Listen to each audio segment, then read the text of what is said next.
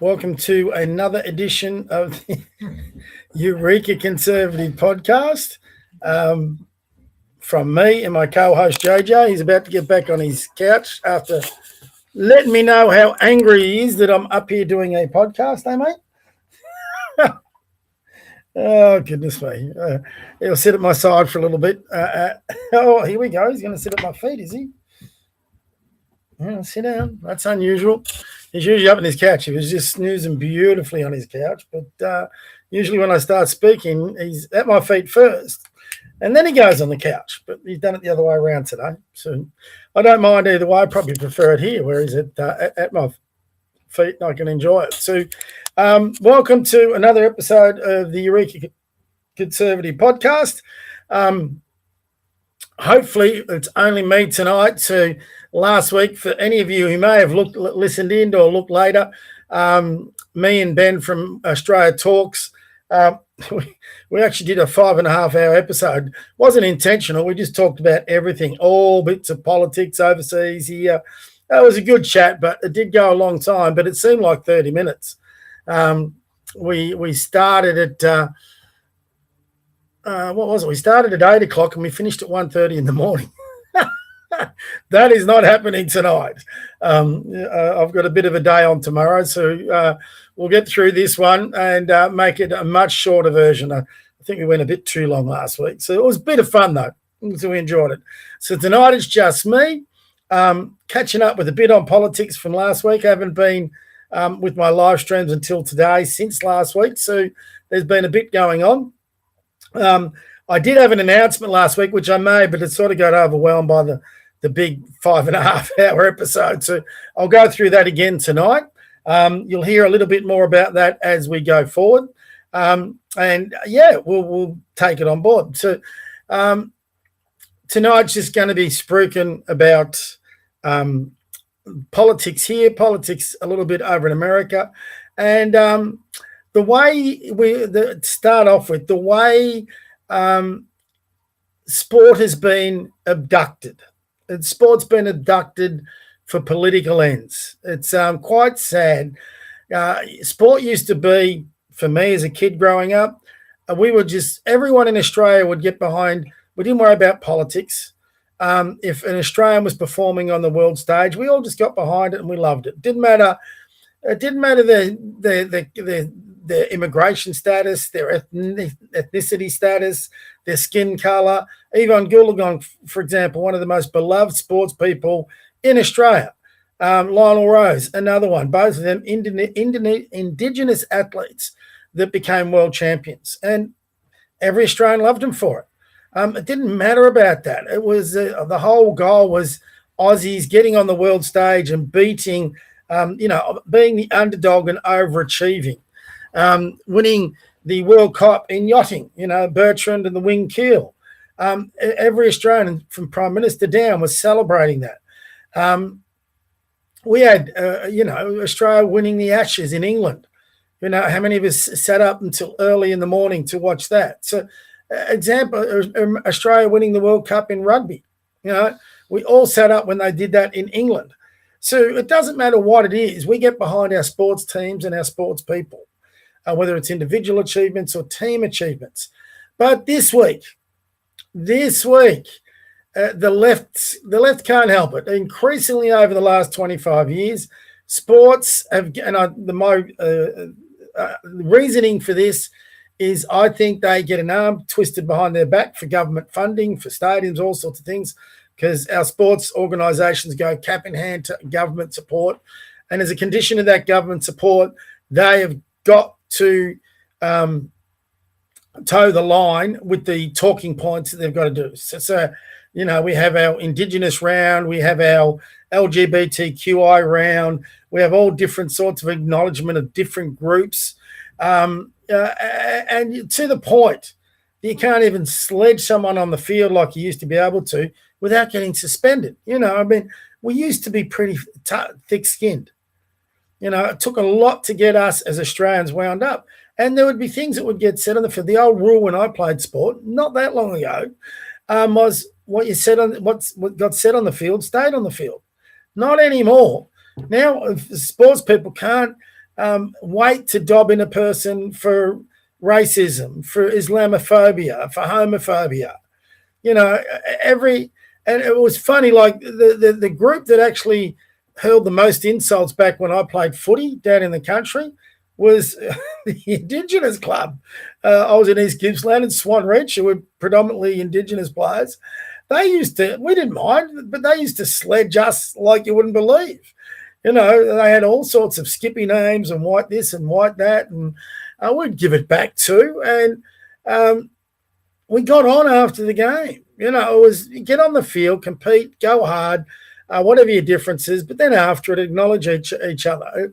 We've lost that ability. And this week, and I've got a bit of a challenge here tonight. I've already challenged him on X. We'll see if he'll respond to the challenge tomorrow. We've got all our leftist friends trying to use our Socceroos team to lecture and put down people who are supporting One Nation. I'm one of them. Unless something dramatically changes, like dramatically, I'm voting One Nation at the next election, both state and federal. You never say this far out from election that's who you're voting for, but that's exactly where I'm sitting at this stage.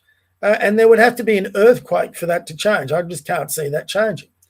So, but, we've got the leftists coming out and saying, well, One Nation supporters can't have any ownership over the success of our Socceroos because they're all racists and bigots.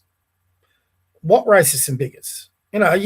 Every single political party, every organisation, every football team, every cricket team, everyone has somebody that leans in a racist or bigoted way in some form. Anytime you get a collection of people, you're always going to have some racism and some bigotry in there. That's just a part of life. The ALP do, the Greens would. The problem with the Greens, the ALP and the Socialists is many of them, racism and bigotry stops at the door of white heterosexual males. They're fair game. Doesn't matter. You can't be bigoted or racist towards them. You can say anything you want to say, even females, obviously, about a white heterosexual person, and it's not considered racist or bigotry because we have, what do they call it, white privilege.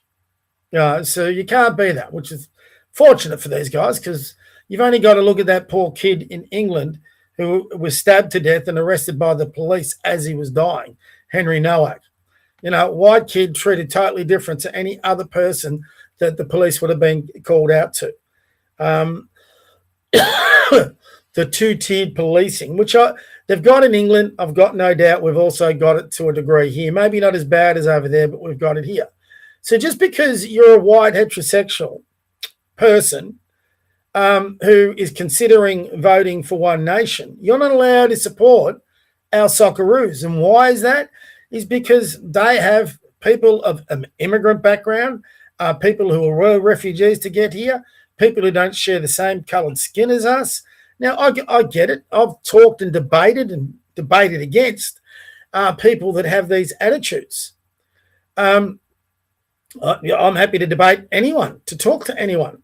And I'm going to be giving that challenge out very soon to Ash. If you don't know who Ash is, just follow my feed. You'll see Ash, that I replied to him a fair bit. He's an ALP acolyte. It's quite sad, really. And it wouldn't matter whether this was a One Nation person. Excuse me, I've had a cold the last few days and my nose is horrible. Wouldn't matter if it's a One Nation acolyte, a Liberal acolyte, whatever. I find those people, I feel sorry for them because they look at their politics as though it's a game of sport.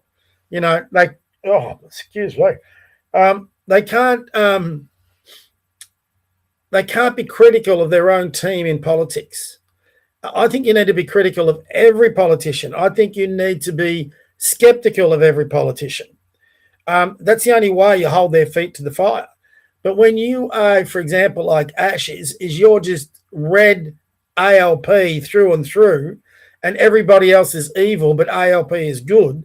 That's not politics. That's indoctrination. I used to be a Liberal voter, a very strong Liberal voter, but the Liberal Party left me like they did millions of the rest of us in that Conservative base. They thought that conservative base was a myth. It wasn't, it wasn't a thing because, they had Morrison and then Turnbull and all those, and the moderates were saying, see, well, they're getting a lesson. That was only going to get pushed so far. That conservative base has left them now, and they're rock solid behind One Nation. And I'm no fool. I'm not the biggest genius out there, but I can read a policy platform. As many of you followed me, I'm developing my own little policy platform. So I've looked at the common myth out there. There's a few myths.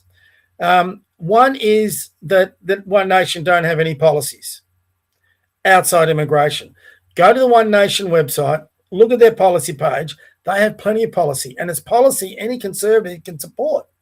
So I don't have to worry about the moderates at this stage with One Nation. And if Pauline or One Nation are watching this, the one way you could sabotage what your rise is going to be is you do a liberal thing and you start letting moderates and even what I would call grifters embed themselves within your movement, because I'm keeping an eye out for it as a conservative. I do not want to go through the Liberal Party again where they allowed moderates to infest their ranks, and then it's continued to infest their ranks where it's a battle between the Conservatives and the moderates within Liberal Party ranks. So we don't need that again through One Nation. We need a truly conservative party, and your rise will continue. People will gravitate to you because you'll have some clarity on your policy. There won't be the moderates trying to tear you down.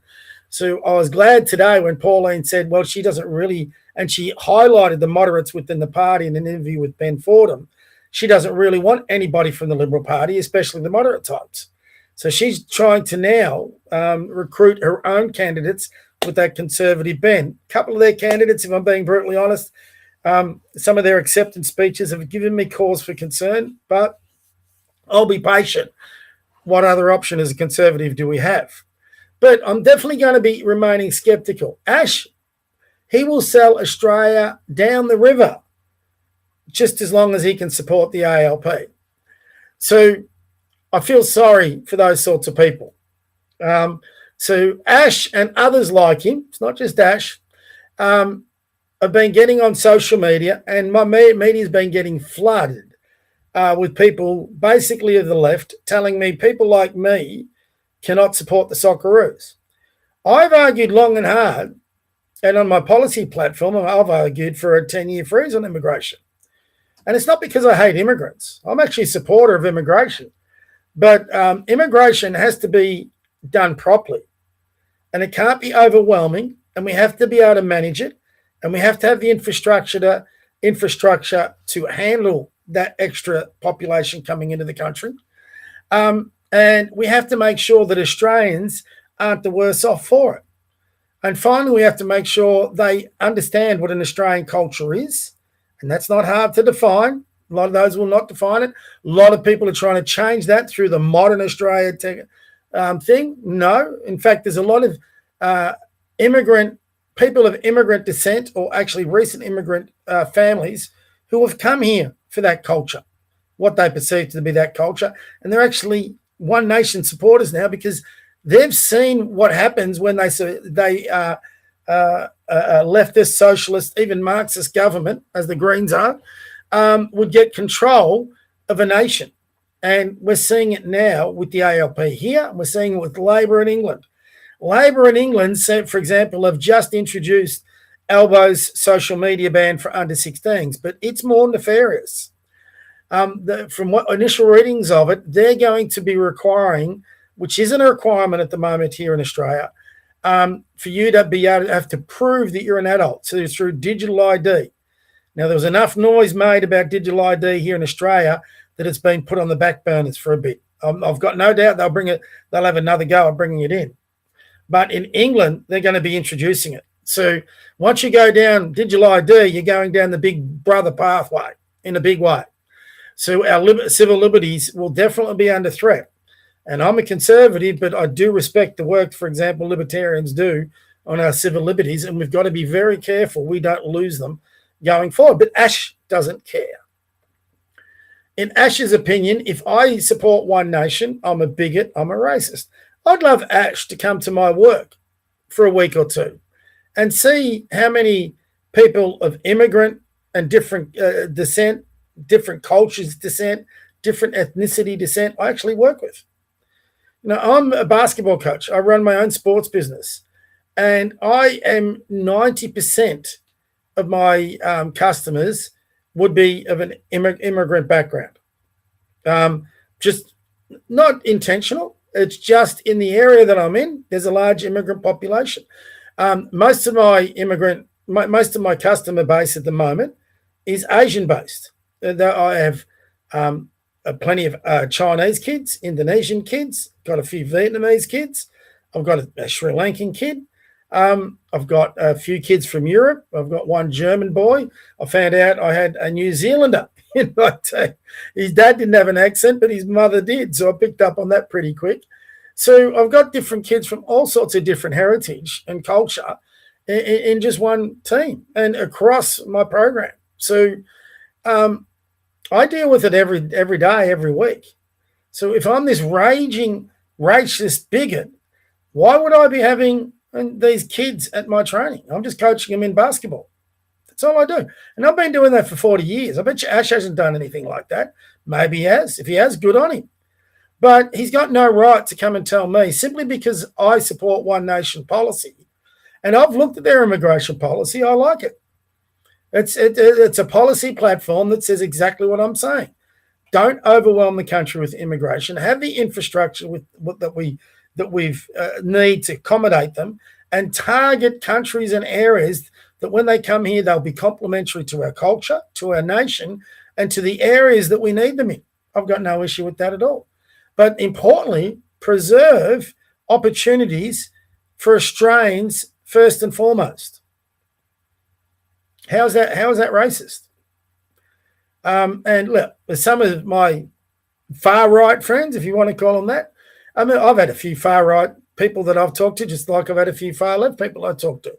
Everyone's entitled to their positions. We do live in a democracy, Ash. I don't agree with their positions on the far right, but I certainly don't agree with Ash's positions on the left. And Ash is indoctrinated on the left. He will not say a negative word against Albo or the ALP. He will try and convince you that Albo didn't lie about negative gearing and capital gains tax. Or he'll trot out the line, we've changed our position. Now, could you imagine the heat that would have come on people like Dutton, Morrison, Abbott, maybe not Turnbull so much, had they said, oh, we've just changed our position. They lied. And look, all politicians lie, so I don't know why it's such a big deal. And Albo's been proved to be a lie for a fair while. But apparently it's okay to lie and you can support your Socceroos team, but it's not okay to back policy that you support of a political party that you think are working towards the best interests of the country. And they've tainted Pauline Hanson and One Nation now as being these racist bigots. And Hanson needs to be careful on who she does. And a lot of people criticised her for it. But if the reasons they wound up one branch, and one of the reasons I read for them winding up one of those branches is that the NSN guys had infiltrated it, and Hanson wanted them to have nothing to do with One Nation. So she closed the branch, and they'll start again and try and make sure they do that. She's going to have a hard time vetting everyone that's coming at her because they've got so many people jumping on her bandwagon. So it won't be an easy job. So I think that's probably the biggest concern for people like me who are on the One Nation train, but are still going, okay, we'll stay on this train, but if you go down that road, we'll be jumping off too pretty quick. So there's certain way, and I don't think Hanson's going down that road. Unlike Ash, because I'm placing my vote with One Nation, at least at this stage. I don't see that changing, by the way. I've been very careful to research their policy, listen to their speeches. To say that they're racist and they're bigots, it just doesn't come out that way. Are they against the trans section of the LGBT community? Yeah, they are. They don't want men in women's sports. Hallelujah. Common bloody sense. They want to lower immigration so we can accommodate it. Hallelujah. Common sense. That doesn't make you a racist.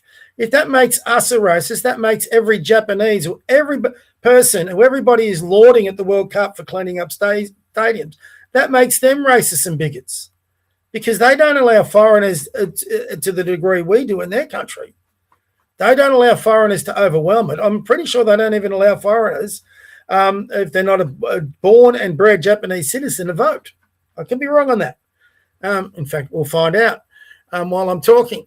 So, you got to be careful when you put these sledges out there, who you're sledging against. Let's find out who can vote in Japan. Let's have a look. Don't want to put a figure about elections in Japan. Japanese parents, two top elections in the government.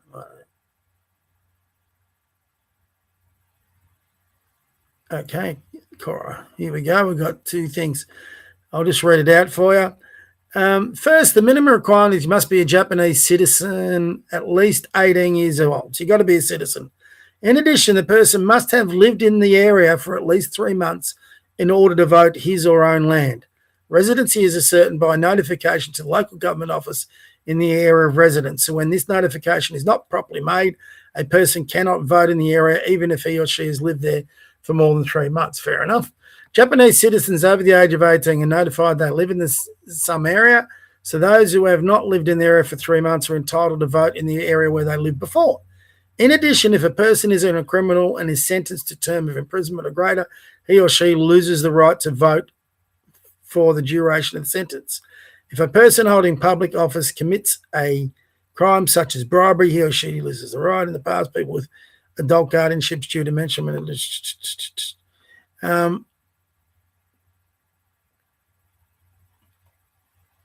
There's some other notes here. I do know it's pretty tough to become a citizen of Japan. They protect their ethnicity pretty strongly. So, you obviously can become a Japanese citizen, which is very tough to do, and then you get the right to vote. So you don't have to be born and bred Japanese. So that part, there you go. I was wrong. A live. What do they call it? A live fact check. So, but. The Japanese population, let's actually have a look at that, what their ethnicity is to be a Japanese. I'm just curious on this because Japan is always brought up. And before I say ethnic, what is Japan's ethnic composition? Here we go. Japan has one of the most homogeneous populations of the world, with approximately 97.5% of residents identifying as ethnic Japanese, primarily the Yamato people.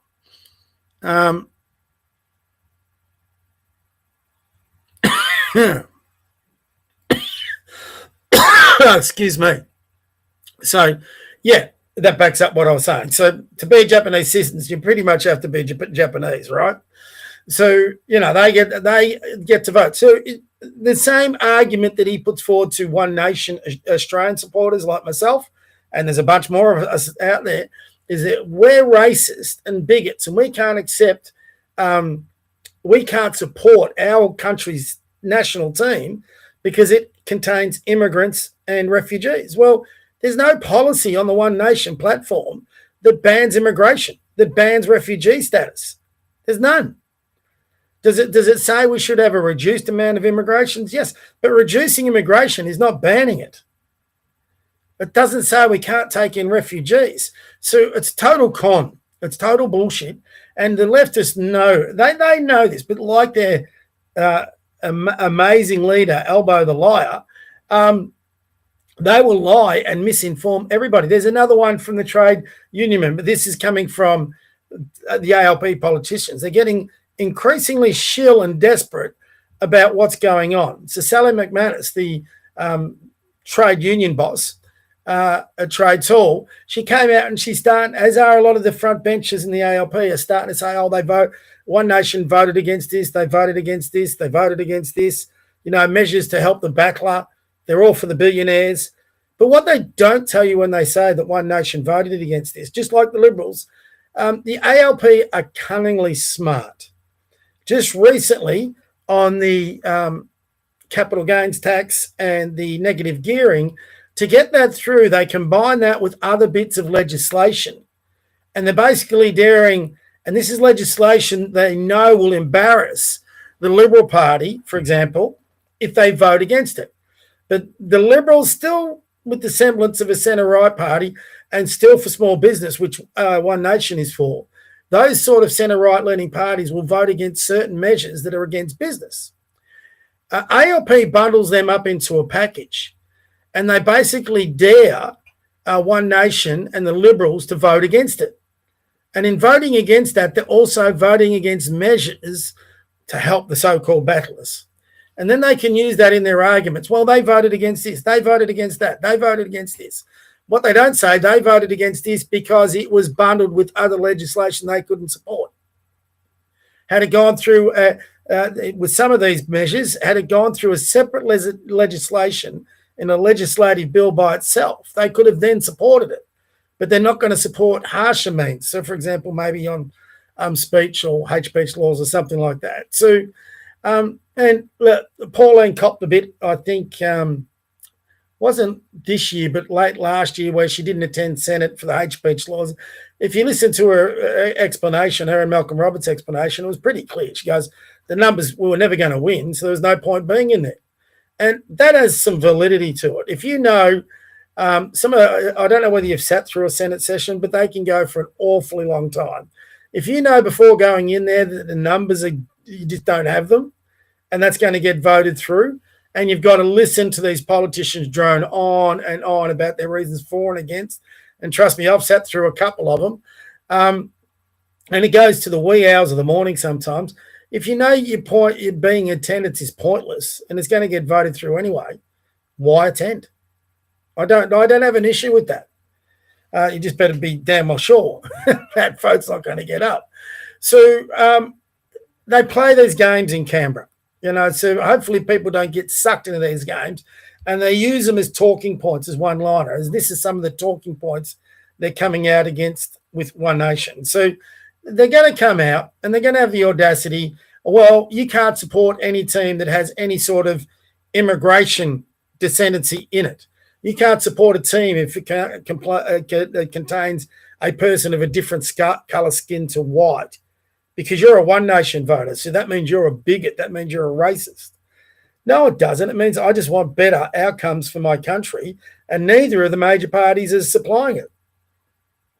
The Liberals had their chance to go down this road, and every time they went the inner city moderate route.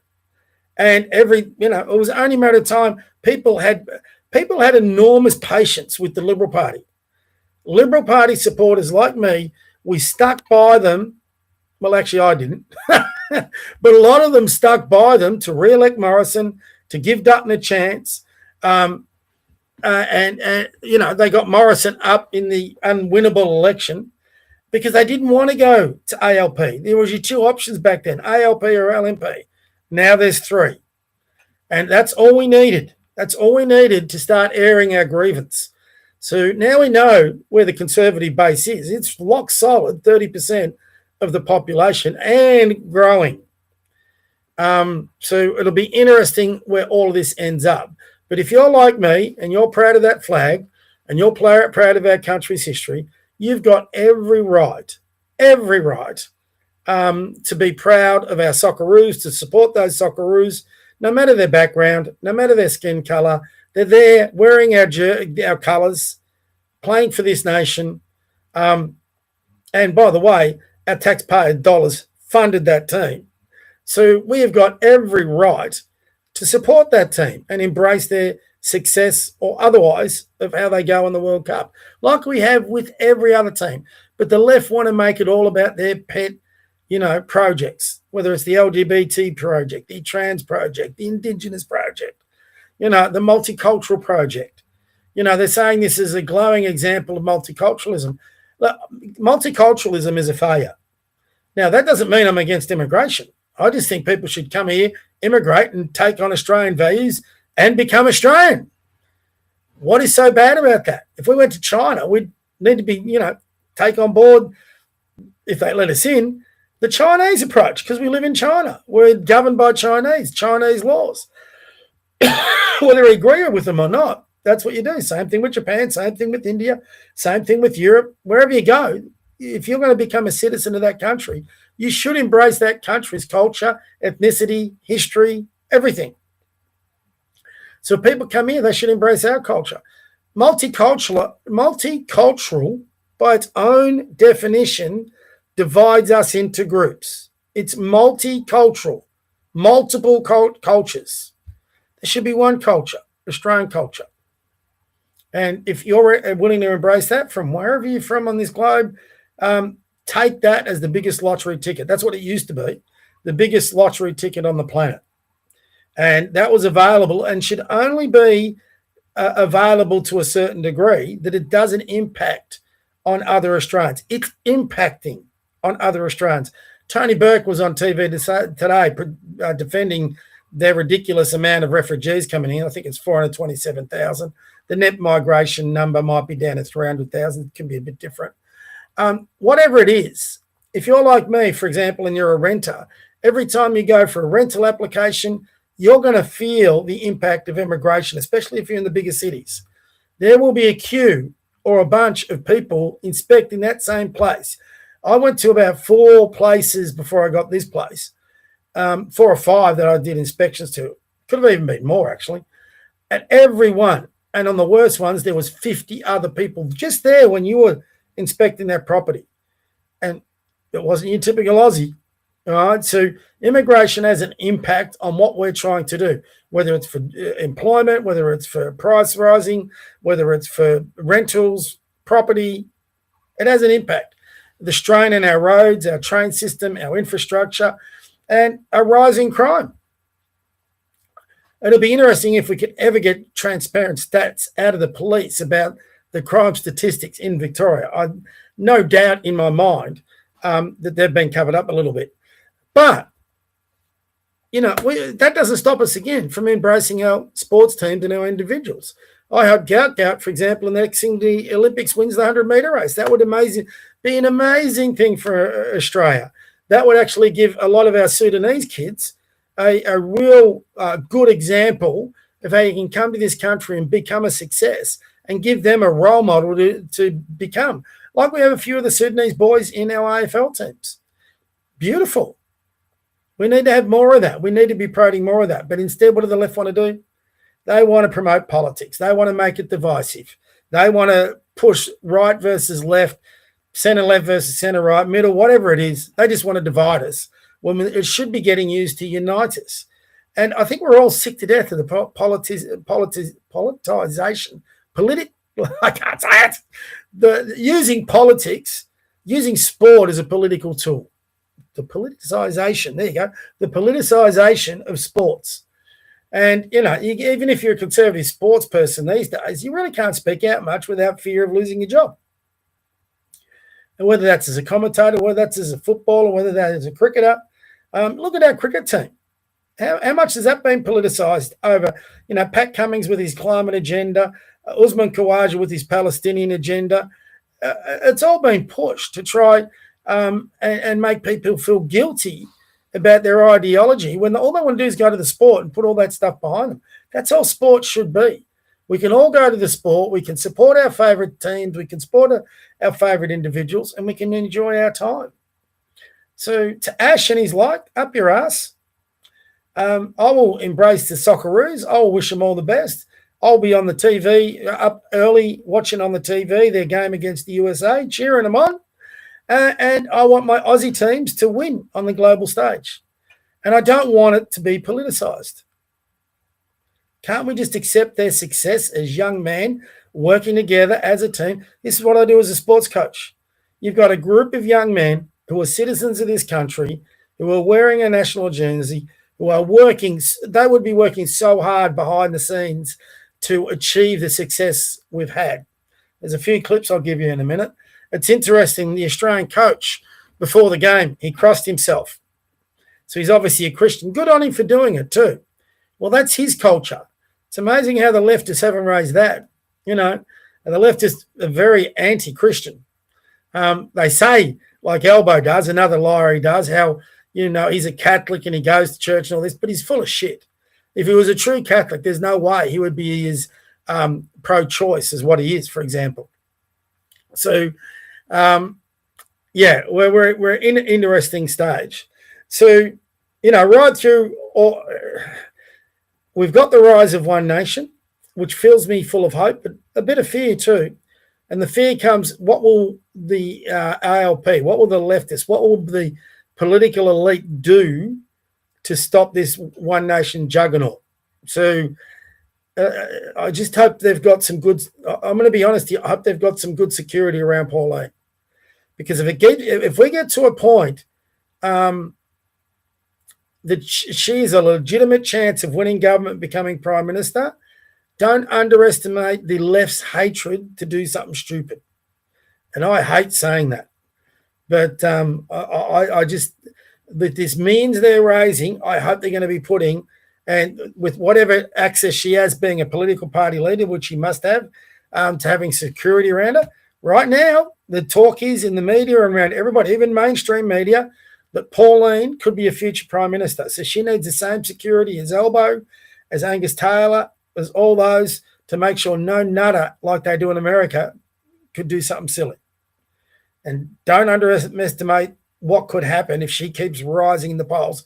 Right now, she is a threat to both the ALP and the Liberals. If she manages somewhere to work in an agreement with the Liberals where they could work in a coalition, they're winning the next election. I've got no doubt about that at all. And at that point, she's a threat. She's already a threat, but she's a much bigger threat then. So there's a lot of water to go under that bridge. For now, we all should be celebrating the Socceroos and anybody else who wears our country's colours with pride. So that's it from there. Now, announcement. I'm going to give you a look at something and a spiel about it. Time to get into our screen shares. What have I got? I've got opened up. Give me a tick here, guys. I should have already had this done. I'm sorry.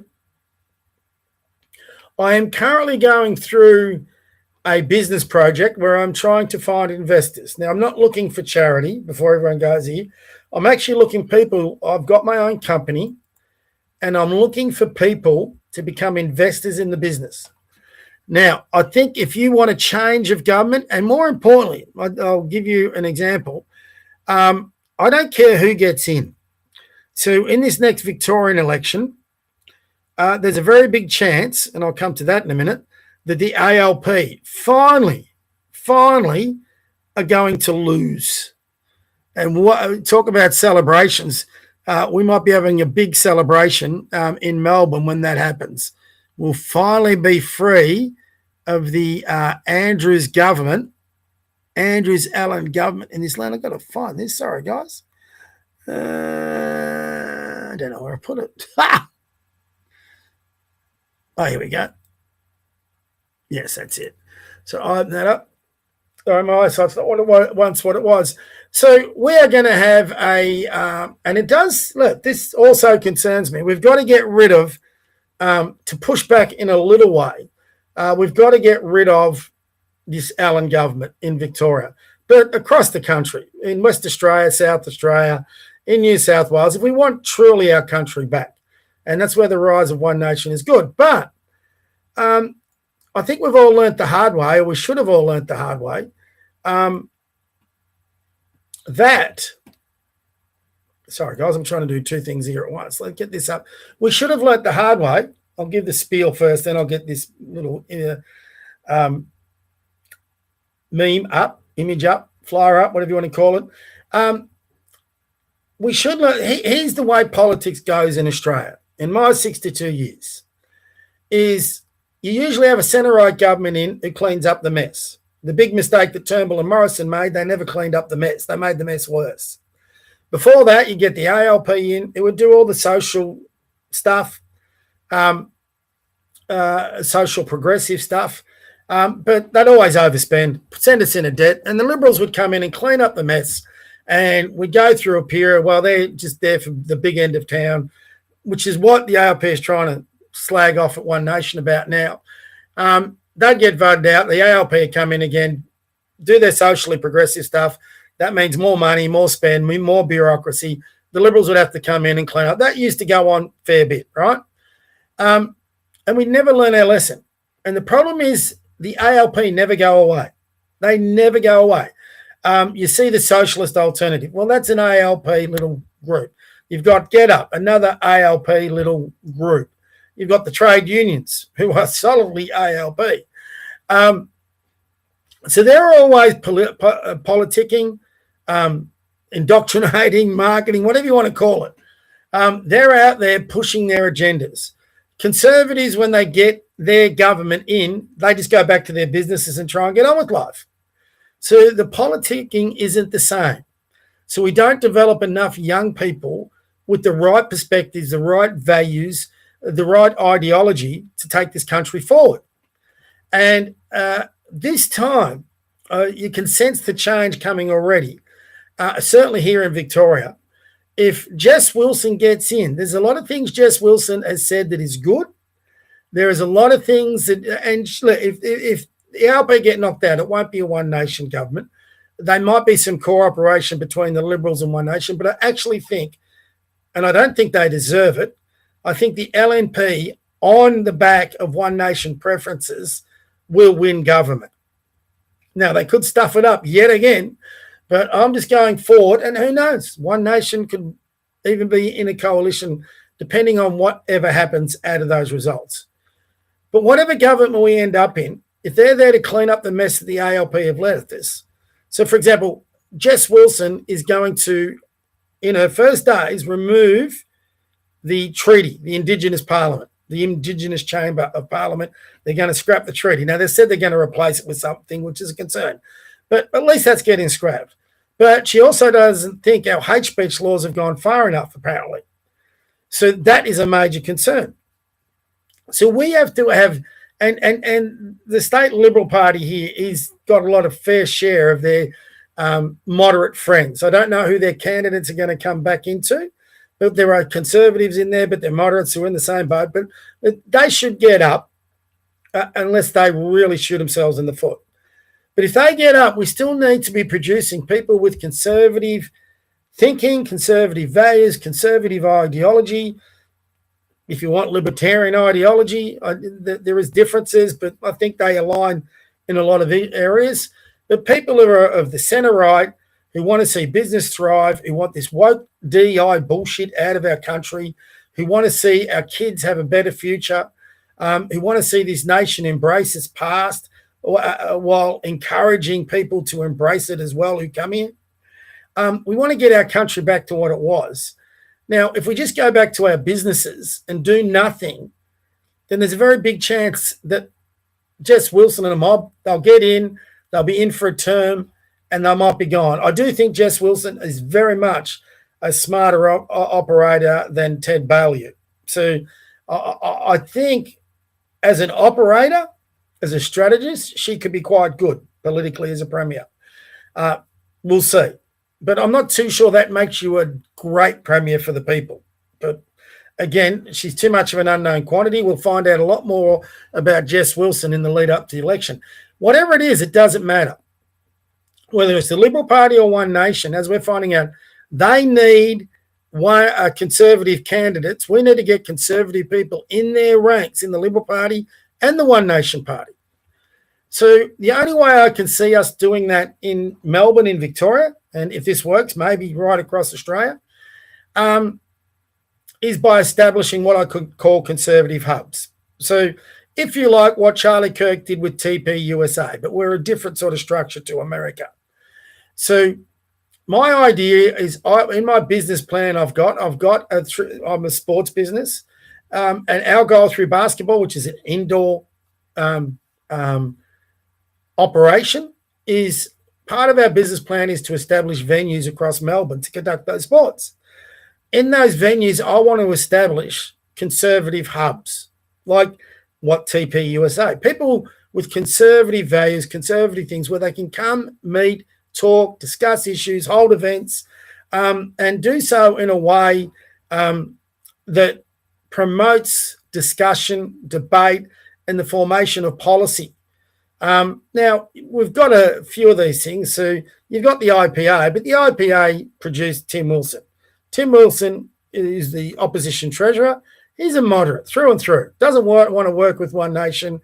Angus Taylor is a conservative, and if you watch Tim Wilson for too long, like me, you're just not a fan. So we've got to get a true conservative hub, and we've got to get it out into the outer metropolitan seats. So I want to establish something that can develop those hubs in each LGA in Melbourne, where on a weekly, monthly, whatever basis they want to come in, we establish them through our sports venues. And the reason I want to do that is because there's a lot of foot traffic that goes through those venues. You'll be surprised in a basketball venue, for example, how much foot traffic you can get. Parents, grandparents, young people, old people, juniors. When I talk young people, people in their 20s, the millennials, all that sort of thing. And just imagine if they're walking past what I would call a Eureka conservative hub. That's what I want to call it. Or a conservative hub, but naming, all that sort of thing can be done at a later period. But in doing that, you're going to have branches of that. And it's not a political party. It is a hub of ideas where people can be taught values about small business, taught how to build wealth, taught how to create jobs that people can be employed in, taught the value of innovation, entrepreneurship, taught the value of pride in country, pride of your history, the fight against the DEI that want to tear down the foundational pillars that built this country. Teach the history of this country because it's not being taught in our education system. And that's from young to old. And from there, naturally, conservative people with conservative mindsets can branch out of that and start joining political parties. So it's about also lobbying on certain. So if we get Jess Wilson in and she becomes premier for the next 10 years, it's about holding her to account and making sure she doesn't go woke moderate on us. So if we can get it and build it and be powerful enough to do that, whether you want to call it a lobby group, I don't like the word lobby so much. I want to develop people as opposed to lobbyists. Will part of the role be lobbying? Yes, it will. But we're going to develop people who can make that argument, who understand those values. So part of that business plan, I don't have to have this conservative hub. If I can get an investor where I can raise between 50 and 100,000, now that sounds a lot of money. I can have 50 investors at $1,000 each. I can find one investor, and I've been very close, who will put in the entire 50 grand. This is not a charity when I say put in, because they will buy equity in the company. They'll be part owners, and then when the company makes a profit, which it will in 3 to 5 years, they will get their share of the profit. They'll get that money back and more. So we're not talking about charity. We're talking about a way to help this country and make money. So I haven't got it up. Sorry. I'll get this up and cover each point. And hopefully get over this coughing. Like I've said, I've been battling a cold for a couple of days. I'm getting over it today, but it's starting to hit me again. Now let's see if I can get this up. Okay, so there you can see it. Help us build conservative hubs in Melbourne. This is what I'm calling the Eureka Conservative Project. Help us bring common sense back. That's the whole point of conservative. That's what Pauline's doing now. Help us end woke DEI and multiculturalism. I've made my arguments against multiculturalism. I think we should be united. You'll struggle to get the Liberals there, but the One Nation is already there. Help us unite Australia, not divide it. Help us develop common sense policy, which we're doing already through the Eureka Conservative. I discussed a bit of this with Malcolm Roberts in our policy. Some ideas he liked, some ideas he didn't. But you're going to be pushing that. One of the big ones that he didn't like that I'll keep pushing, or two, scrap preferential voting, scrap compulsory voting, and become a republic. So he was good for the compulsory voting. He didn't like scrapping preferential, which I find bizarre, because right now in the polls, if it was first past the post, One Nation is going to win an awful lot of seats. And we would have a big change in this country, a massive change.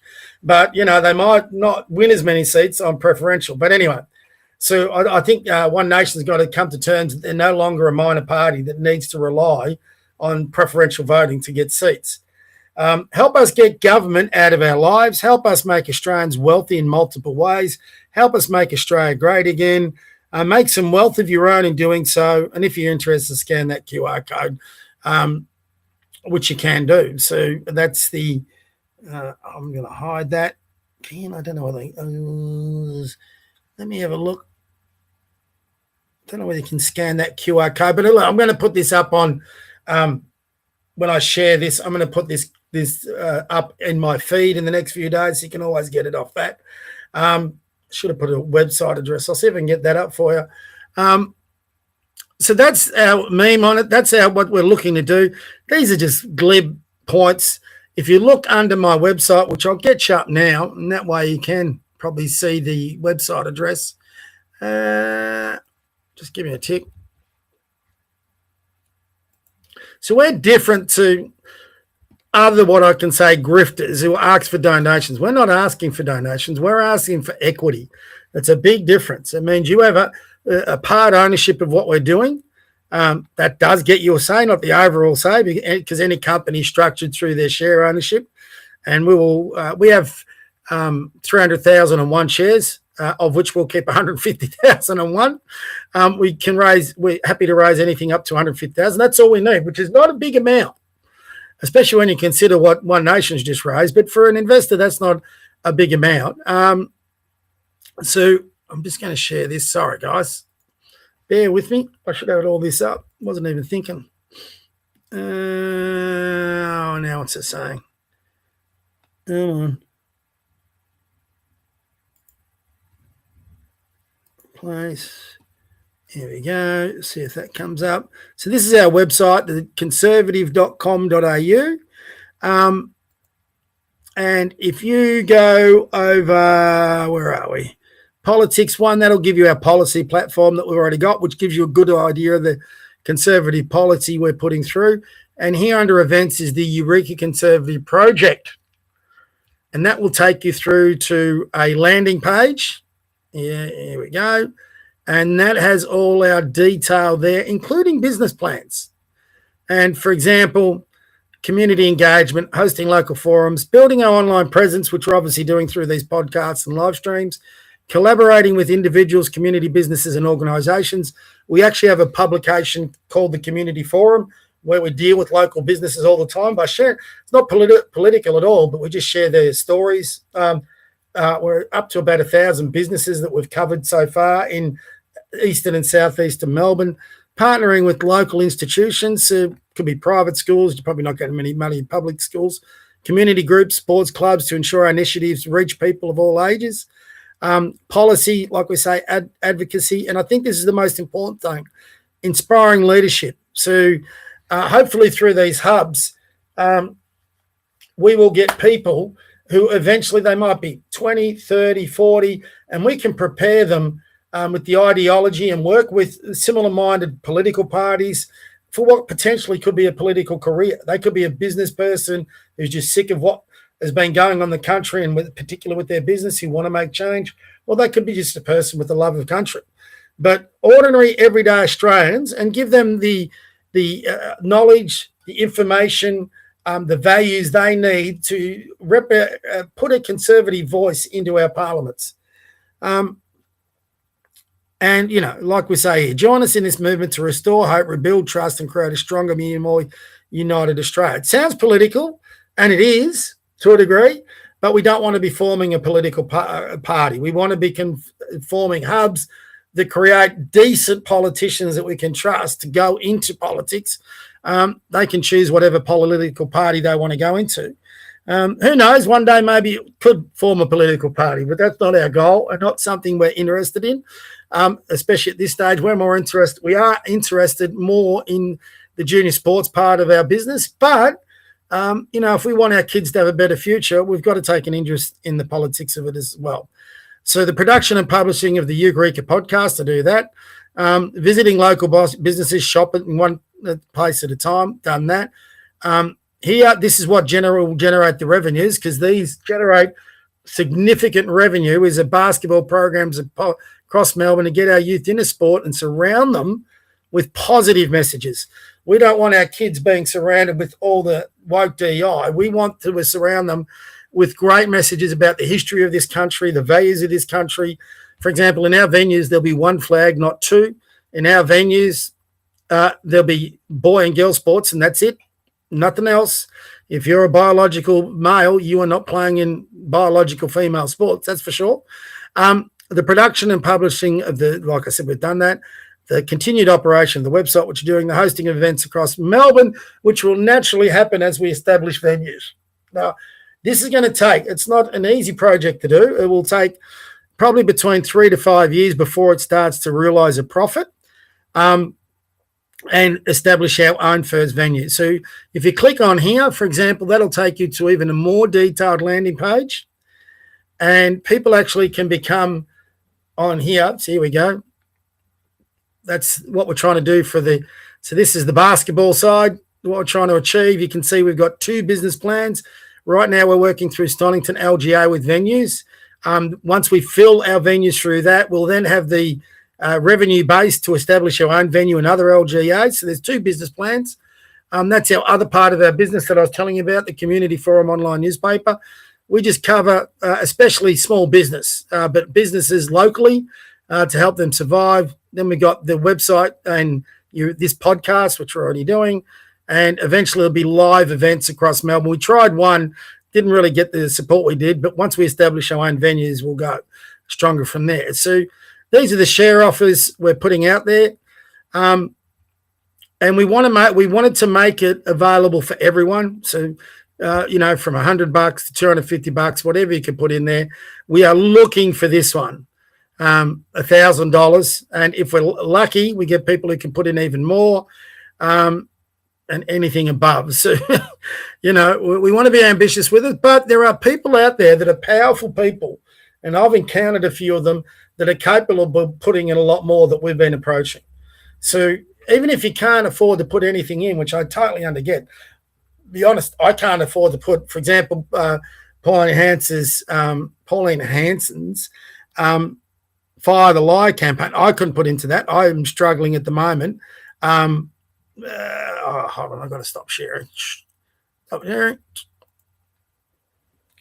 I'm struggling to pay rent, all my bills. I'm on the verge of getting my gas and water disconnected, so I've got to find money to put in that. So I'm at a point I can't invest in, but I can do this podcast. I can share information. I can promote people, for example, with my interview with Senator Roberts. So in many ways, I'm doing my part without actually putting in dollars. But there are people out there, and I've dealt with half a dozen of them, very powerful people who hedge their bets that could easily become an investor. And the beauty, like I say, even Fire the Lie campaign, you're going to donate to that, get nothing back. Even if you put in $100 investment on here, when we start to make a profit, you're going to start to get a very small percentage back in dividends. If you put in a far bigger amount, you're going to get a lot bigger amount back. We anticipate once we fill all our venues in Stonington Council down here, which we've got access to now, we would be turning over probably about $300,000 a year in profit. So if you had, for example, this just to round it off, if someone invested $100,000 a year in that, when we did our first full profit, they would get that $100,000 back, and then thereafter they're getting $100,000 each year. So good way to make money. So I just used the $100,000 example because it's much easier to understand, because you got a third of the equity in the business. If they put in $7,500, it would obviously be less of that profit. I'm already talking. I've talked to, I reckon, a dozen people that were close to putting in substantial funds, $50,000 and up. We just about have got them across the board. So I need to find, don't underestimate social media and how it can spread the word. So I'm going to be really pushing this in the next month, and hopefully we can get some people on board who can invest in this business help establish it, help it generate a profit, but most importantly, help us establish these conservative hubs across Melbourne. So whoever gets in November, we're really not just going to hold their feet to the fire. We are going to develop candidates for their future elections to make sure we keep centre-right politics at the forefront in Melbourne and keep the ALP at arm's length. You're always going to have your idiots who vote for them, but we have got to start developing a factory line, a production line of conservative/libertarian-minded people to be able to go into our government, not into minor parties, go into our parties that can form government and give us good government for the next 50 years. So it's not just good enough to win. And this is the way the ALP think. They're not thinking just the next election. They're thinking about the next 10 elections and how they can change the culture and the ideology of this country. And they're well down the path to doing that. So we've got to beat them in November. We've got to keep beating them every 4 years after that. So we can't do much that will impact on this November election. But if I can get this up, it will impact, which is probably more important, the following election at state level. So that's 4.5 years away from now. So we could have our first hubs opening up well before the state election in 2032. No, 2030, sorry. And we certainly could have one. We could have a couple up in Melbourne before the federal election in 28. We could have, I'd say, one or two. So that doesn't sound a lot, but even one or two is better than none. You know, in the election after that, which would be 2028, 3 years, 2031, we'd have half a dozen. Now it's getting more substantial. And all those, if you've got half a dozen venues, the revenue, the profit you're generating, you can pour back into these conservative hubs, and who knows what you can do with that. So anyway, that's the plan. We'll see how it goes. But if you can't afford to contribute, which is fine, I get that. If you can't afford to invest, please share this on your social media. And from that point, hopefully between all of us, we can get maybe just that one investor who comes in, and then we all benefit from these hubs that we'll create. If it can work in Melbourne, it can be replicated elsewhere. But I think Melbourne is the perfect place to start because it's the socialist heartland. And if we can devise a way to counter that socialist movement in Victoria and in Melbourne, my God, you can do it anywhere. So anyway, I think it's something worth getting involved in. All I need is one investor to get this thing off the ground. If I need 1,000 investors at $50 or 50 investors at $1,000, whatever way I get there, I get there. You know, if someone, we would have about $149,000 in shares if someone really seriously wanted to invest. So we can, like One Nation has done, up the ante. But like I'm saying, unlike what One Nation has done, people who invest here, invest, not donate, will get that money back and more. So if you want to invest, truly invest in this country's future, we're giving you a way to do that. So you can go to those pages. Like I said, go to theconservative.com.au. Under events, look up the Eureka Conservative Podcast, scan the QR code on the memes that I'm about to share with this, and who knows what we could achieve together. This is actually giving you a real chance. People talk about investing in the country. I'm actually legitimately saying invest in the country and make sure we have a centre-right politic that actually keeps the left at bay and keeps building a brighter and better future for all Australians. So if you believe in that like I do, it's an idea that's just come into my head over the last 6 months. It's just evolved and evolved and evolved. And now I'm putting it out there. So forgive me if I give it a plug over the next 2 months, but I'm going to give this one red-hot crack. I've already approached a few people online who are businessmen. Sadly, a lot of them are saying centre-right and they want to change the country and do all that. They haven't replied. I'll give them a chance. We'll see what goes on. But if you know of others, it could be a person who owns a pub, and is making $1, a real estate agent owner. They're all out there. We all know them. Could be someone who owns a local car yard that makes a fair different profit. I've known a few. I'm talking to them all. But it's a tough gig getting investors. So the more I spread the word, the more chance I've got. I'm going to expand my net. So if you can do that, I would be greatly appreciative of you doing that, and that would benefit all of us. Okay. Oh, I nearly forgot. The best part of the night, we've got to do a bit of social media trolling. I nearly forgot. I did forget this last week. Now, let me get this up first. Let me introduce you to my mate, Ash. I say that with a heavy dose of sarcasm. Ha! Come on. There he is. This is Ash. Ash is what I call an ALP acolyte. If you don't know what an acolyte is, I'll give you the definition. Just be with me. Acolyte meaning.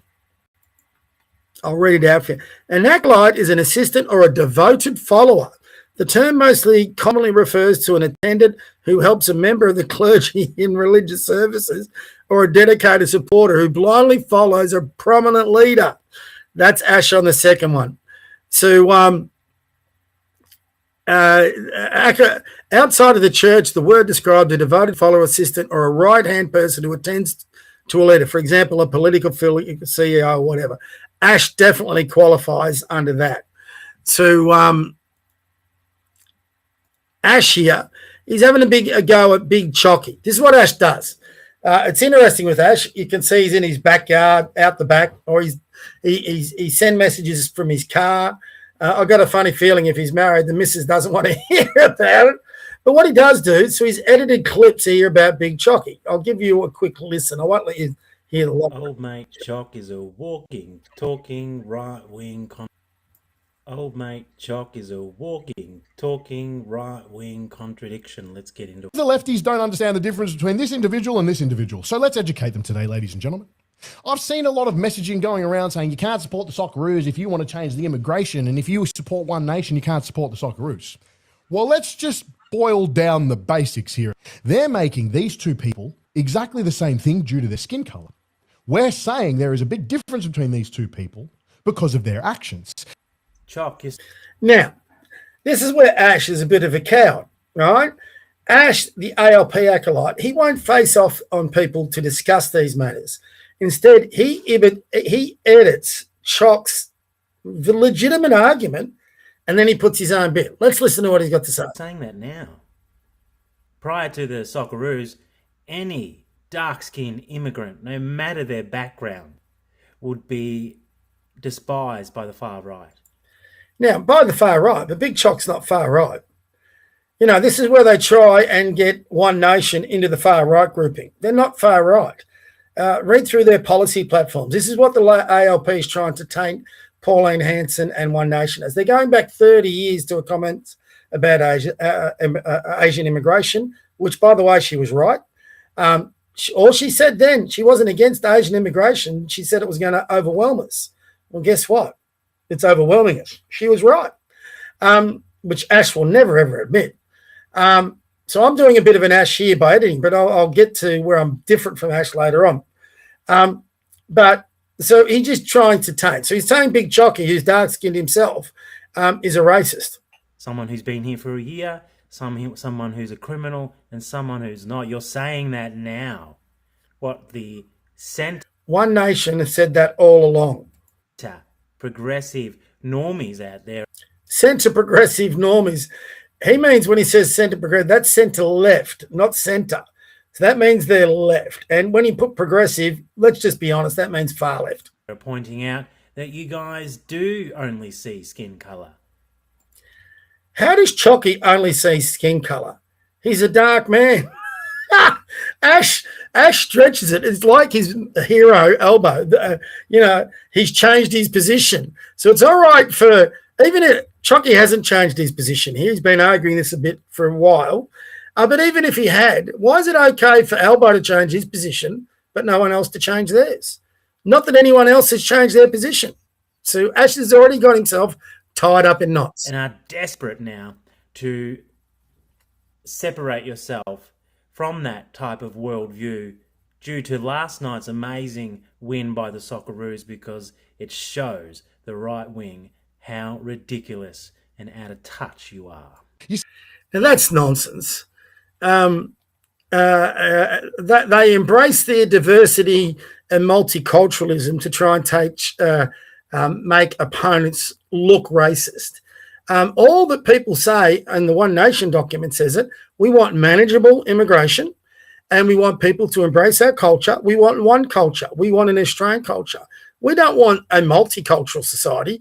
People can still keep their cultural backgrounds, eat their food, whatever, but they've got to embrace Australian culture. That's all One Nation and people who support One Nation are asking for. See, One has contributed to Australian society. Ole, ole, ole, ole. One has assimilated to the Australian way. He now plays soccer on the world stage for the country that gave him everything. This individual, on the other hand, thinks machete crime is the way to go and that's hectic and postcode wars are the best thing since sliced bread. Who would you prefer to keep in society? Since 1788, millions of people have immigrated. Now listen to what Ash is about to say here. To this country in the last 200 years.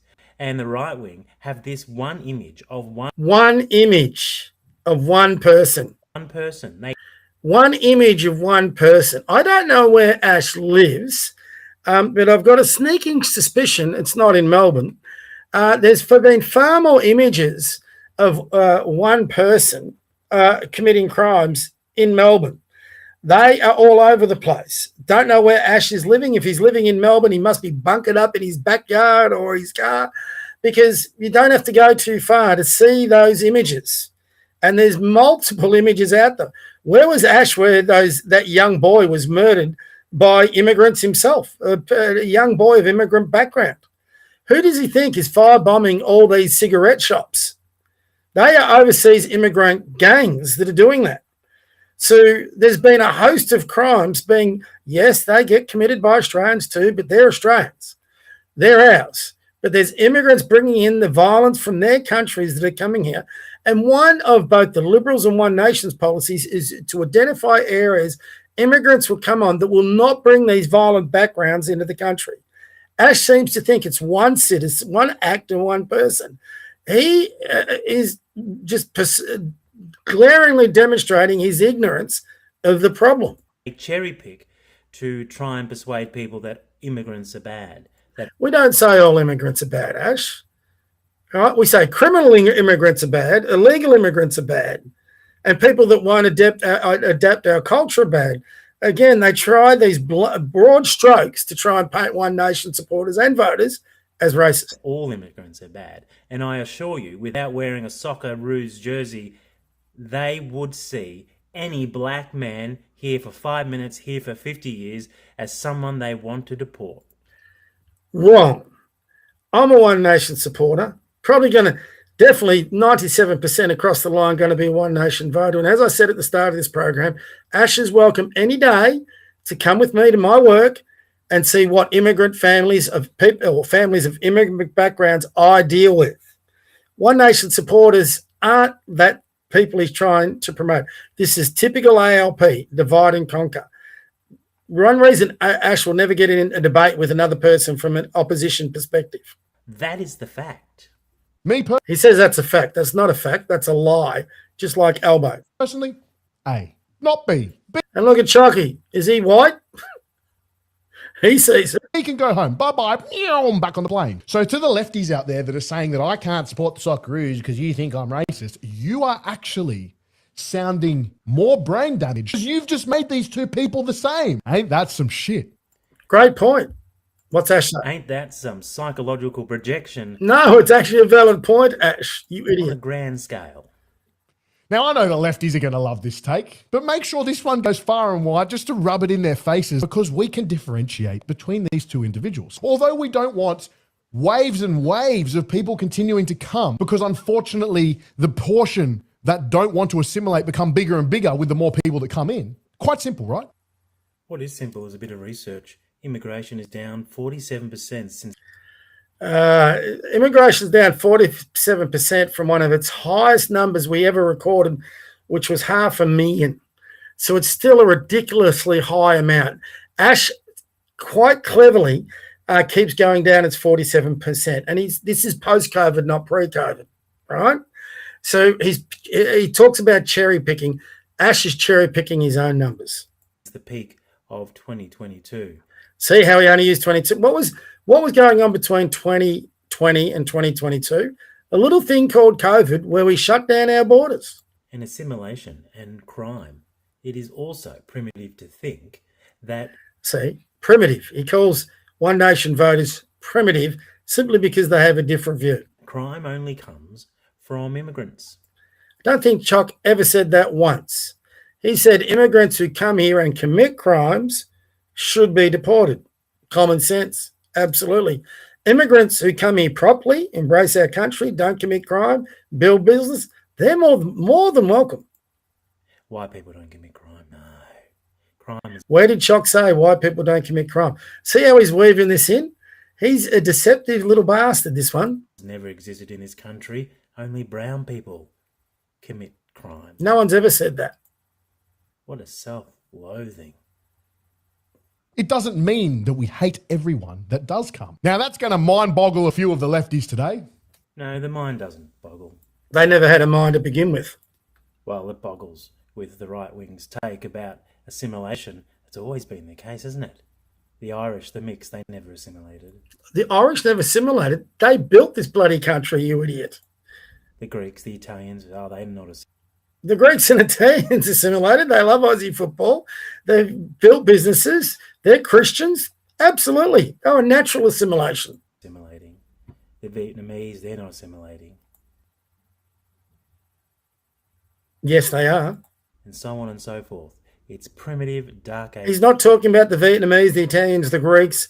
He's not talking about the Irish. He's not talking even about many of the Chinese that I deal with. There's one certain group that aren't, or a couple certain groups that aren't assimilating. And sorry, mate, they come from Islamic backgrounds. Whether they're from a violent country like Sudan or violent Middle Eastern countries who don't have the same value of life or respect for life and property that we do. It is peasant psychology that the right wing have suffered forever. Broad strokes. No one in the right wing has been putting that across. None. So he's full of shit. But what it does show, the right wing, that immigrants do assimilate. And sport always unites. Ash obviously hasn't been listening to one of his heroes, Tony Burke. Immigrants, we want them to assimilate. Tony Burke, ALP, maybe a future leader of the ALP, once Albo gets knifed because his poll numbers are in the toilet. That'll destroy Ash. But once that happens, and let's say Tony Burke becomes leader, Tony Burke has said immigrants don't need to assimilate. So right now he's actually arguing against Tony Burke. Sport always shows the best of Australia and our multiculturalism. And right now, the right wing are beside themselves with what they're seeing and the pushback against their primitive views. Primitive. See, it's always got to be this little put down. I'll get to my challenge and show you where I'm different from Ash. So Ash is clipped, which I've done as well. To be fair, Ash is clipped Chocky's video, right? I then clipped the parts that I want to argue against Ash. But the big difference here, and I'll put in this post when I share this video, I've already put out a post today, and I've challenged Ash to come on my podcast. Does Ash have the balls to come onto a podcast with a conservative? You know, I'm probably the part of the far right. I'm primitive. I support One Nation. I support Pauline. I'm going to vote for it because she has conservative values. Would Ash have the balls to come on my podcast and have debate those primitive points with someone who can push back against them? Ash, you're welcome anytime, mate. Anytime you want. Let's have the discussion. Let's have the debate. Let's see you, instead of sitting in your car, instead of sitting in your backyard, let's see you get on a podcast with a person with an ulterior political opinion to yours, and let's see you actually have a discussion with someone. I'm up for it. Happy to do it. I've had people here, I've had people of all backgrounds. I've had a Groiper on here. I've had a Christian immigrant, an Assyrian Christian from Iraq come on here. I've had a representative from the Jewish group. I've had libertarians. I've had the far right. I've had everyone. I'm actually now inviting an ALP acolyte to come on to my podcast. All of them. We've had great discussions, great debates. We've disagreed on certain things. We've come to an agreement on certain things. We've found some common ground. We've found ground we'd never connect on. Is Ash up for that debate, or is he so blinded by his ALP blinkers that he actually can't find common ground with fellow Australians? He can only find common ground with an indoctrinated ALP acolytes like himself. And if that's all you've got, then you're a pretty sad individual. So that's my point on Ash. Let's get on to a bit more fun in our shares. Got to get that share back up, get Ash back up, get rid of Ash, see Ash. Let's go to our bookmarks. I saved a few beforehand that I thought were a bit of fun. Old mate. Old mate calls everyone old mate. What a joke. I've got to play this. Only goes for minute 120. Now, if you're like me, the one thing I pined for, the one thing I really pined for is a country that takes pride in its culture, that has one national anthem, one flag, and this is the result. This is the Tartan Army and the Scottish at the World Cup singing their national anthem. Listen to this.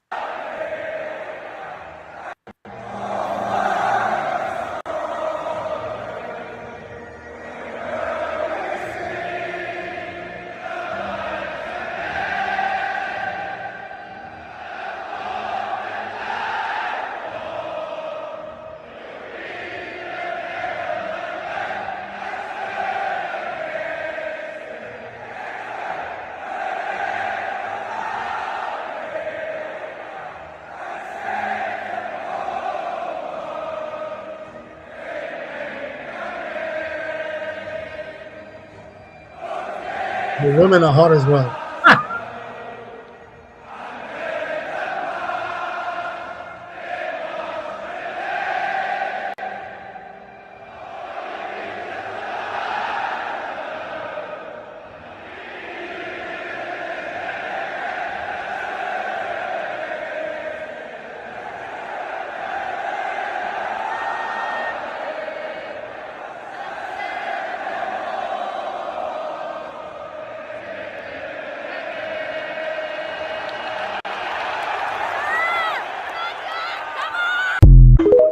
Amazing. Could you imagine Australians singing with that much passion? I can't. It's I wish we had. I wish we had the one flag, the one song, the one pride in our country. As a conservative, unlike Ash, that's what I want. I don't want the welcome to countries. I don't want the three flags. I want the one flag. I want Australians to take pride. I want us to be able to sing our national anthem like that. It's amazing. And I don't know whether on social media getting that in their feed, but the way the Scottish Tartan Army has taken over Boston and they've got the bagpipes and all that, the pride in culture there is next level. And the Scottish have their own problems. They've got the leftists in charge, but one day they wake up. Talking of leftists in charge, today was a good day because they had a party room meeting and the talk was they were going to dump Jacinta Ardern, but no, they've kept her. So hopefully she sees it right through to election day and we all get the chance to dump her. Ben Carroll, I actually smart in that he didn't bother challenging it because I think they know the writing's on the wall. They're losing in November unless the Liberals and Jess Wilson find a way to lose. But it's looking like finally they're going to lose. Apparently they're polling in like the low teens in their own internal polling. It's crazy how it's all getting off. So, you know, if you're a career politician, you're not going to take over from her. But that's what here is the thing. And Matt, again, let's go to Ash again. This is for you, Ash, if you ever watch this. This is our Anglo-Celtic culture. These are the people that came from the other side of the world to build it. This is by inheritance. If you're what they call an ethno-nationalist, ethno-Australian, whatever you want to call it, basically you've got a heritage that goes back to nearly the First Fleet. Thankfully, I do. This is the culture that created our country, and we should be proud of everything about it.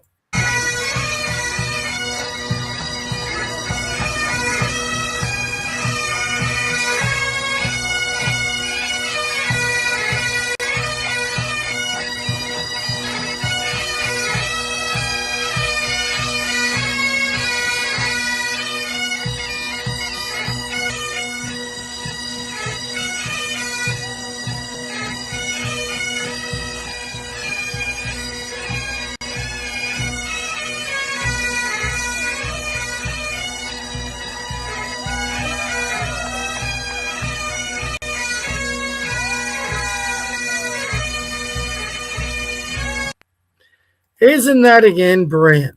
You know, they can celebrate their culture. We're not allowed to celebrate ours. It's the difference between our countries. But that is our culture. If you're a long-term heritage Australian, that's your culture. There's nothing for you to be ashamed of that. That and everything, England, UK, they are the people that came across, discovered this land, claimed the land, built a nation. And here's an example of the leftists we're going. So this is the USA team coach, Emma Hayes. Don't know who she is. So Cape Verde, I don't even know who they are, drawing with Spain in the World Cup is a victory for immigration. So here they go again. Let's listen to what she's got to say. Like we said, I mean, and this is a victory for immigration and for the quality of a team that have been put together from all over the world that are representing their crest. And it wasn't. So a team of foreign legion players who couldn't get a game for their country have immigrated to this country no one knows anything about. But apparently that's good for got out of that. That's a win. I don't see how that's a win. A lot of the English and a lot of the national teams now, they don't really represent their ethnicity a lot. But anyway, and I've got no real problem with that. But I don't want to ever see an Australian team, for example, become so used for political, ideological purposes to support multiculturalism that we basically have a team of foreigners playing for Australia. Call me old-fashioned, but I'd like to see Aussies playing for Australia.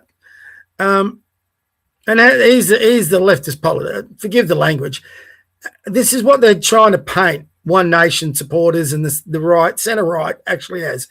Actually, many are discussing how the fuck did a rancid racist ever become so popular in the polls, and they are sick and tired of hearing about her daily on our radio and TV. They are saying giving us a fucking... I mean, one, the language. Two, Tony, bad luck, mate. You're going to be hearing a lot more about her. What's Tony got? Tony has got 2,800 followers, doesn't say much about himself. Let's have a look at what sort of person. Southeast Queensland. So, yeah, they're full of lefty Laborites, but... and he's crying over Albo being the next. Albo's not being the next PM. Here's one of the saddest stories of the day. I won't play this because it's pretty revolting. So in Los Angeles, a woman was celebrating the Knicks' victory in the NBA. So that's basketball for those of you who don't know. When a neighbor called the police about the noise, this neighbor was regretful later, because she thought a woman was in some problems. She in a well-meaning situation called the police, thinking a woman was in trouble. So 20 cops showed up, and they ended up shooting this lady's dog. So the dog was a golden doodle, beautiful dog, but it had been barking outside, and they pulled it back in. It wasn't on a leash because it was in her apartment. And when she opened the door, the dog, my dog, this one would do it. Went to the door and started barking at these officers. Got outside the door and started barking at the officers. So one of the tricky, happy bastards in uniform decided to shoot the dog dead. And you can, I will play because you can hear some of what the other people in the other apartments who live alongside this lady with the dog. It's, as I say, a police state. Well, it's a leftist state where they shoot your dog. The USA is divided into 50 states, by the way. So this is LA, leftist paradise, where you shoot your dog. If you yell too loud in your own house, the police don't protect you. You're the one who has to protect yourself from the police. So we're getting this all over the world. You know, it's not a human life, but it's a life. It's a beautiful pub. And listen to what the residents have got to say. Wow, where is this shit at? What is the purpose of all of you? Look at all the police. What you don't see is on the left, there's more. There's about 20 of them. We pay for it. Amazing work, guys. Oh my God, no. Good shit.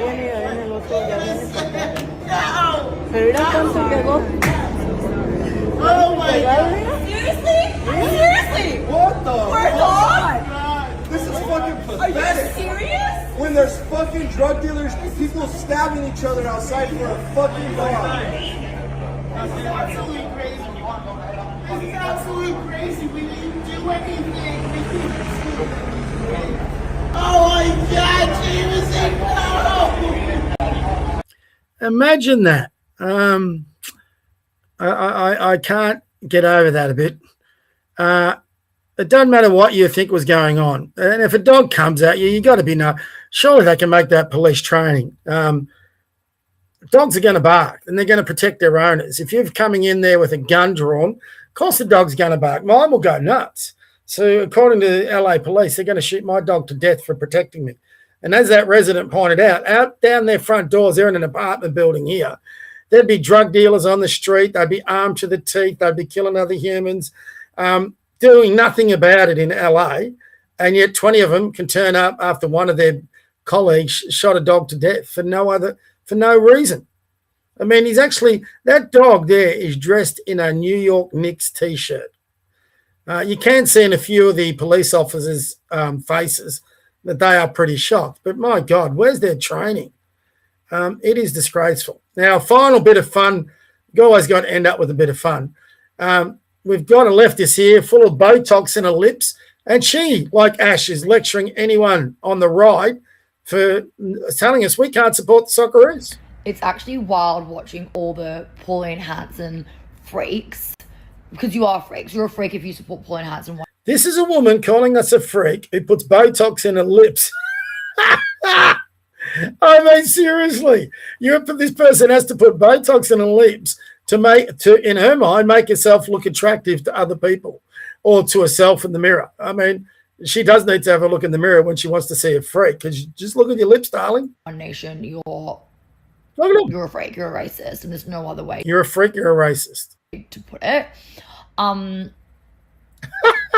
Look at this. White on my lip. It's so funny watching you all support the Socceroos, like cheering along, like the team is. Why can't we? They're an Australian team. 80% immigrants, and you're like 80%. Who cares? Yeah, it's our team, but then like you're still gonna vote for Pauline Hanson, who is a flat out racist. Based on what? I mean, sorry, Botox. You judge other people by their appearance, obviously. Might not be racism, but whether they got big lips or not big enough tits or too small ass, obviously you judge them by that. Kind of both. Pick one. Stay in your lane. Yeah, fancy getting lectured by that. Oh, my God. There are some very weird people in this world. And here's another one. They're just everywhere. The old lefties. A whole day at the pub celebrating the.